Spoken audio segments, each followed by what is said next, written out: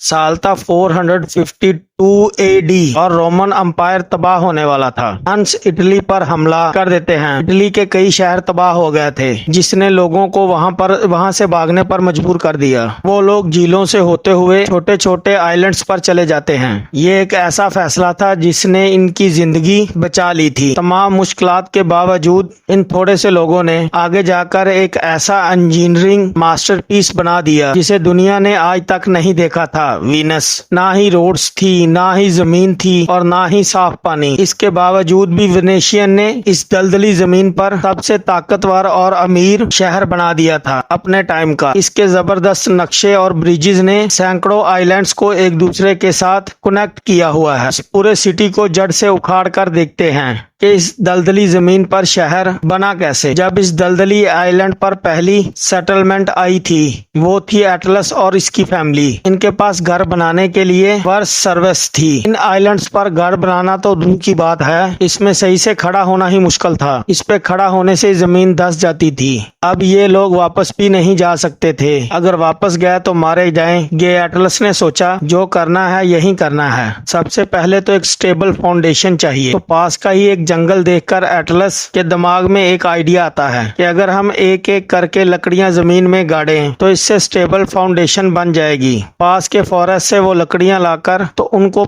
जमीन में 5 मीटर तक गाड़ते, जब तक ये जमीन की सख्त लेयर तक नहीं पहुंच जाती थी। लकड़ियों को करीब करीब इसलिए गाड़ा गया कि पास की मिट्टी कंप्रेस हो और पानी निकले, जिसकी वजह से ग्राउंड स्ट्रॉन्ग हो जाए। कुछ लोग कहेंगे कि लकड़ियां जमीन में खराब हो गई या बह गई या बैक्टीरिया उनको खा जाए, तो लकड़ियां खराब होती हैं हवा की मौजूदगी में। ये लकड़ियां जमीन के अंदर धसी हुई थी, वहां पर तो हवा पहुंच नहीं सकती थी, जिसकी वजह से ये हजारों साल तक खराब नहीं हो सकती थी। ये बड़ी ही जीनियस अप्रोच थी एटलस की। हजारों साल गुजरने के बावजूद आज भी ये लकड़ियां खराब नहीं हुई पूरे शहर की। जब ये लकड़ियां जमीन में धस गई तो इनको काट कर ऊपर से लेवल करते थे। इसके बाद इनके ऊपर लकड़ियों के फट्टे रखते थे ताकि वजन को इक्वली हर तरफ से डिवाइड कर सके। इसके बाद इसके ऊपर पत्थरों के बड़े बड़े ब्लॉक्स इसके ऊपर रखते थे फाउंडेशन को पानी के ऊपर उठाने के लिए। इन पत्थरों की हाइट को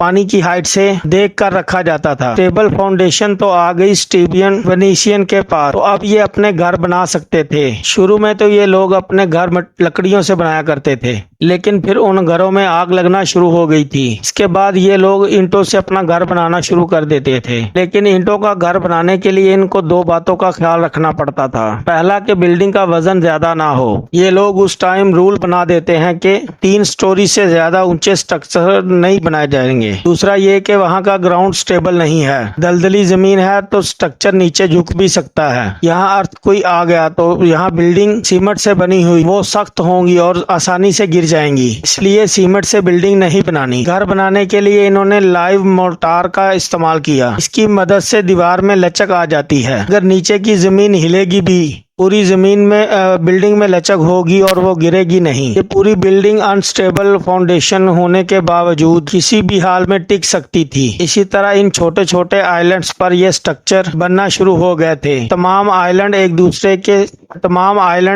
के अंदर फैलना शुरू हो गए थे। एस्टीमेट के मुताबिक 1 करोड़ लकड़ियां पूरे वीनस की फाउंडेशन के लिए इस्तेमाल हुई हैं। इसका मतलब ये है कि एक पूरा फॉरेस्ट ही वीनस के नीचे घुसा हुआ है। शुरू में ही तो इन आइलैंड्स को आपस में ट्रैवल करने के लिए लोग बोट्स का इस्तेमाल करते थे, लेकिन जैसे जैसे स्ट्रक्चर्स बनते गए ये आइलैंड्स भी फैलते गए। इनमें डिस्टेंस इतना रह गया था कि बस एक ब्रिज की ही कमी रह गई थी। हैरानी के तौर पर वीनस की हिस्ट्री में सबसे 500 साल तक कोई ब्रिज भी नहीं बना था, लेकिन जैसे जैसे पॉपुलेशन बढ़ती गई और बिजनेसेस एक्सपेंड होते गए, इन आइलैंड्स को एक प्रॉपर शक्ल शहर बनाने के लिए एक ब्रिज की जरूरत पड़ने लगी। पहले कुछ इस तरह के फ्लोटिंग ब्रिज बनाए गए जो 2 बड़े आइलैंड्स को आपस में जोड़ते थे, लेकिन लोगों के ज्यादा वजन की वजह से ये ब्रिज टूट गया था। इसके बाद इस ब्रिज को एक बड़े होर्डन ब्रिज से जोड़ा गया। ये इतना बड़ा था कि इसके अंदर से एक शिप आराम से गुजर सकती थी, लेकिन ये ब्रिज जलकर खत्म हो जाता है। वेनेशियन इस ब्रिज को दोबारा बनाते हैं, लेकिन एक बार फिर से ये ब्रिज टूटकर गिर जाता है। इसके बाद इन्होंने इस ब्रिज को बनाने के लिए एक पत्थरों का इस्तेमाल किया और इन्होंने एक ऐसा ब्रिज बना दिया जो पूरे इटली की अट्रैक्शन बन गया। The Rialto bridge.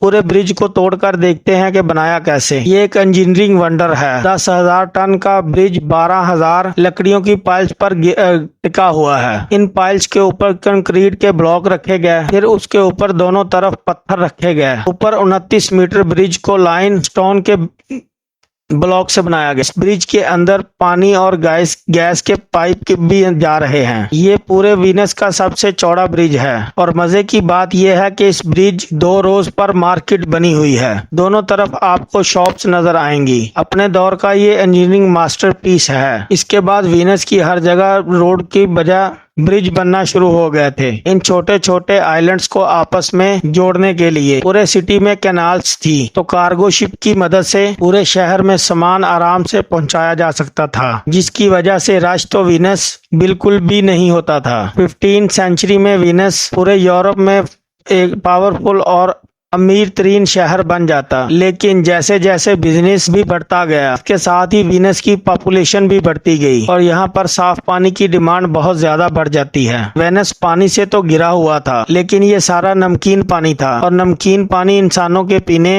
के लिए सही नहीं होता। वीनस में पीने के लिए पानी मेनलैंड से आता था, लेकिन 1,70,000 की पॉपुलेशन को ताज़ा पानी देने के लिए डिमांड बहुत ज्यादा बढ़ गई थी। लोगों को इतना सारा पानी नहीं प्रोवाइड किया जा सकता था, तो वीनस के इंजीनियर्स को कुछ अलग सोचना था। वो एक तरीका ढूंढ लेते हैं। ये लोग हर चौक में एक बहुत बड़ा गड्ढा खोदते हैं और उसमें एक पानी का कुआं बनाते हैं। उस कुएं के इर्द गिर्द पत्थर और मिट्टी डाल देते हैं। फिर ये लोग इस एरिया को टाइल से कवर कर देते हैं। हर कोने में इन्होंने जालियां लगा दी कि पानी, बारिश का पानी और मिट्टी से गुजरकर इनमें से चला जाए, सीधा कुएं में चला जाए। इन्होंने हर बिल्डिंग की छत पर पानी, बारिश का पानी ड्रेन करने के लिए गटर भी बनाए हुए थे, जिसकी मदद से मजीद बारिश का पानी कलेक्ट हो सकता था। पूरे वीनस में 600 से भी ज्यादा पानी कुएं इस तरीके से बनाए गए थे और यहाँ से वेनिशियन के पीने के लिए पानी का मसला भी खत्म हो जाता है। लेकिन यहाँ पर एक मसला और बाकी रह गया था, वो था वेस्ट। ज्यादातर गंद लोग सीधा नहरों में फेंकते थे, लेकिन जो लोग नहरों से दूर रहते थे वो सारा गंद, यूरिन,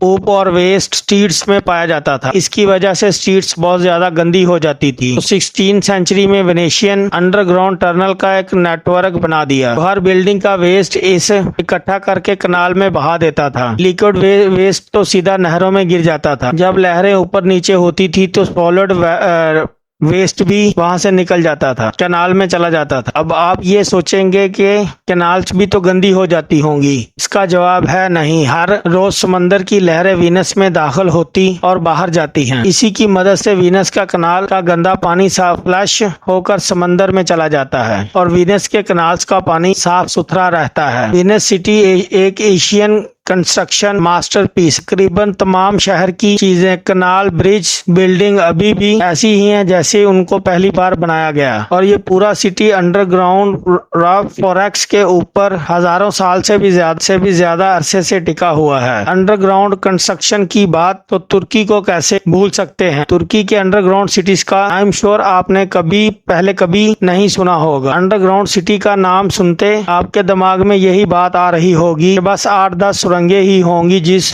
लोग छुपकर रहते होंगे, लेकिन आपका दिमाग खुलने वाला है। आपको यकीन भी नहीं आएगा। वीनस सिटी का साइज है कि 414 स्क्वायर किलोमीटर। तुर्की के अंडरग्राउंड सिटीज का साइज है 5,000 स्क्वायर किलोमीटर, यानी वीनस से 12 गुना ज्यादा बड़े हैं ये अंडरग्राउंड सिटीज। यकीन नहीं आ रहा तो इसमें मैंने ये वाली वीडियो बनाई है। आपको हाईली रिकमेंडेड करूंगा कि आप जरूर देखना।